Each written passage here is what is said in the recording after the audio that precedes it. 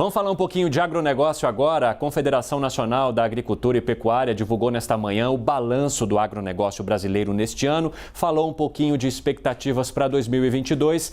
Eu acompanhei a coletiva ali ao vivo. Vou trazer algumas informações importantes para vocês que separamos aqui por meio de uma ilustração. Então, a expectativa da CNA é de uma safra de grãos, e isso baseado também em dados da própria Conab, a Companhia de Abastecimento. 289 milhões de toneladas a safra de grãos em 2022. Isso representa 14% a mais que a safra de 2021-22. Agora, esses produtores rurais, eles também vão ter que ver o seu lucro se achatando diante de um aumento dos custos das porteiras para dentro, porque só em 2021 eles gastaram mais de 100% com aumentos de fertilizantes usados ali para o preparo da terra.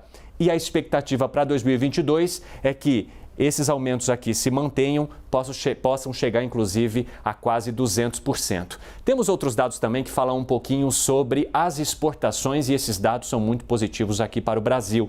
A CNA atualizou e colocou o recorde de exportações de janeiro a novembro. O que tínhamos ontem era de janeiro a outubro, e olha só como os números subiram. 110,7 bilhões de dólares movimentados com exportações por meio do que foi produzido aqui no Brasil. Só esse número de janeiro a novembro já é maior do que o recorde anterior, que foi registrado em todo o ano de 2018, 101,2 bilhões de dólares. E ainda falta somar o mês de dezembro, o que deve trazer um número muito superior. E sobre isso, nós vamos falar agora com o representante da Confederação Nacional da Agricultura, que, aliás, trouxe esses dados para a gente ao vivo hoje, que é o Bruno Lucchi. Bruno, seja muito bem-vindo aqui ao Visão CNN. Conversamos ali na coletiva, mas agora vamos trazer mais alguns detalhes aqui no Visão.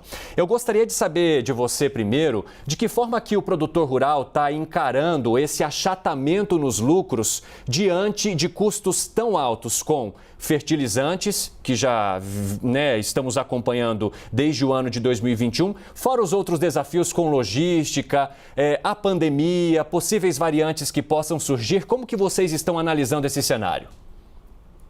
Bem, boa tarde, Evandro. Boa tarde a todos que nos acompanham. Realmente, o ano de 2022 é um ano de muitas incertezas, porque nós temos nesse momento um grande problema, que é em relação aos custos de produção, no caso da agricultura, focado basicamente nos fertilizantes e defensivos agrícolas. Produtos que hoje estão tendo problema não é só em relação ao câmbio, né? A questão da logística internacional, o problema voltado à questão energética nos países em todo o mundo, que muitos desses produtos são resíduos ou utilizados a energia para produzir, né? Questões geopolíticas, como na Bielorrússia, né, que está sofrendo sanções e a gente importa 30% do cloreto de potássio de lá.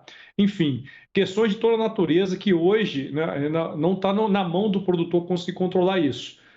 Só para a gente ter uma ideia, é um mercado que a gente é altamente dependente, 80% que a gente consome de fertilizante vem de fora, porém a gente já está vendo que as importações esse ano foram maiores, em torno de 16%, e a perspectiva de chegada de navio, pelo menos para esse próximo mês e para o ano que vem, também já vai estar um valor e volumes superiores aos últimos anos. Só que o produtor ainda fica naquela angústia, porque geralmente ele consegue comprar os insumos de forma antecipada, né? Essa safra mesmo corrente ele já comprou basicamente até no primeiro semestre do ano, e ficando um pedaço para comprar para a segunda safra do ano que vem, que seria, a gente chamava antigamente de safrinha, mas é uma safra expressiva, principalmente de milho, e já para o próximo final do ano.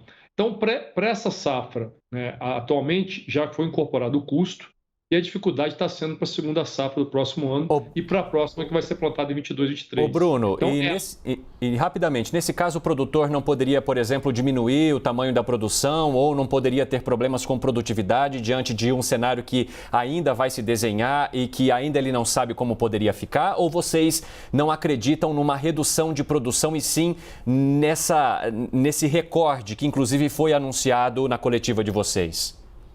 Bem, não existe uma receita de bolo e dizer que todo produtor vai diminuir ou vai continuar plantando. Cada propriedade é uma realidade. Uhum. Então, o que a gente orienta, e o produtor já sabe disso, que ele vai ter que fazer uma boa análise de solo, né, para saber o que ele pode reduzir de quantidade em alguns talhões, né? Então, ele pode reduzir em um e o outro deixar realmente aplicar a quantidade necessária, né? Ele pode substituir culturas mais exigentes por menos exigentes em adubação, somente adubação nitrogenada, como é o caso, o milho demanda mais nitrogênio comparado com a soja. Então, assim, há várias formas, né, do produtor conseguir equilibrar essa produção para o próximo ano. A gente acredita que vai ser uma safra recorde, né? Tem a questão do clima que está ajudando muito, né, até esse momento. Pode vir um problema pontual no sul do país, né, em função do Laninha, mas a gente acredita que o produtor vai conseguir administrar bem esse manejo de fertilizantes e defensivos como um todo. Agora, Bruno, nós percebemos ali, né, neste ano, uma movimentação recorde em exportações, mesmo com o volume diminuindo, até por conta da cotação do dólar. Então, esse produtor acabou ganhando mais, a movimentação foi maior em si para a economia brasileira. E quais foram os produtos que mais chamaram a atenção nessas exportações e também quais mercados se abriram para essas exportações para os produtos brasileiros? Bem, acho que o principal foi a soja, o complexo soja, né? Quando a gente pega grãos, farelo de soja, óleo de soja. Realmente nós tivemos um incremento muito grande nas exportações esse ano. E aí, pegando, né, o principal destino é a China, né? A China comprou não só soja e seus derivados, principalmente proteína animal, o caso da carne bovina, né? Até setembro, 56% do que a gente tinha exportado de carne tinha ido para a China. Então, mesmo com a suspensão, né, que vai até o momento, a gente vai seguir aí, vai ser o principal destino da carne brasileira, né? A mesma coisa da carne de frango, né? No complexo suco energético, que envolve o açúcar e o etanol, foram produtos que realmente se destacaram, o próprio café, que anualmente também é um dos principais aí da pauta de exportação.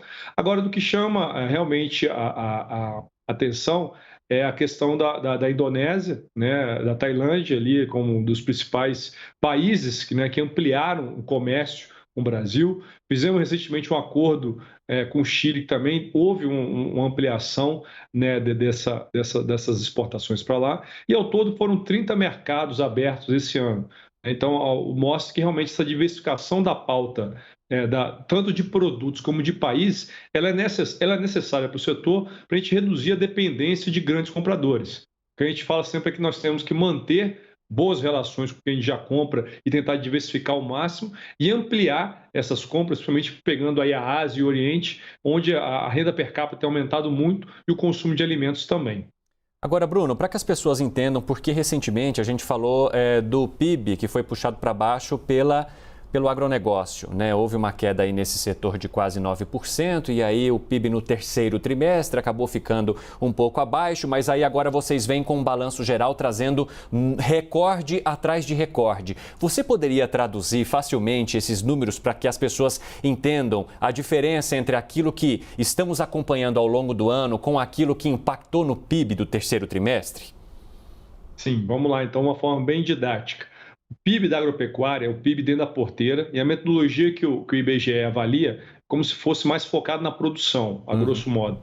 O PIB do agronegócio ele envolve o dentro da porteira, a indústria de insumos, né, fertilizantes, semente, genética, né, a agroindústria que processa alimentos e o setor de serviços. Então, esse é o agronegócio.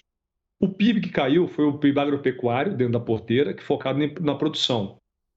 Caiu 9% no terceiro trimestre. Então, geralmente, historicamente, o terceiro trimestre sempre ele tem uma redução do valor do PIB, que é um período que você tem num trimestre anterior um volume de venda muito grande vindo de uma safra, né, do final da segunda safra, por um período que você não tem muito o que plantar nessa janela, né, de comercializar. Então, historicamente, ele já é baixo. Esse ano ele ficou ainda maior porque nós tivemos uma crise energética que se refletiu também, né, na questão dos insumos, na utilização de recursos naturais, a seca e a geada que nós tivemos esse ano influenciou drasticamente na redução da produção. Então, ele se comportou de uma maneira com uma queda significativa.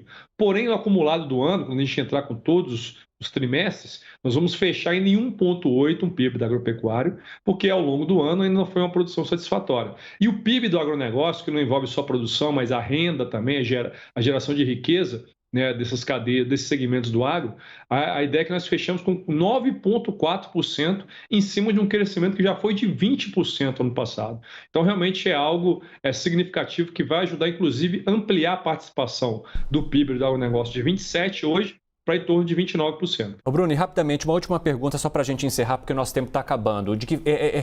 O que esse setor gerou também de movimentação em emprego, em postos de trabalho, nas propriedades e também para aqueles que dependem delas? Certo. Ano passado, né, entre o saldo líquido de contratações e demissões, o setor fechou com 77 mil empregos. Então, foi um dos únicos setores da economia que, durante a pandemia, conseguiu manter um saldo positivo. Esse ano, o dado que nós temos de janeiro até outubro, já está com 177 mil postos de emprego gerado. Então, esse é o melhor resultado desde 2011. Né? E no momento também, ainda que a economia não está dando sinais, né, de crescimento ainda como deveria, e com a base de crescimento ainda que já vem o alto do ano anterior, então isso mostra a importância social, né, da agropecuária como um todo, né, para a população brasileira, além de gerar alimento, né, a questão da geração de empregos também que é muito importante para o Brasil. Bom, nós conversamos agora ao vivo com o Bruno Lucchi, que é diretor técnico da Confederação da Agricultura e Pecuária do Brasil. Muito obrigado, Bruno, e boa sorte para vocês nos próximos levantamentos e também acompanhando a situação a partir do ano que vem. Obrigado.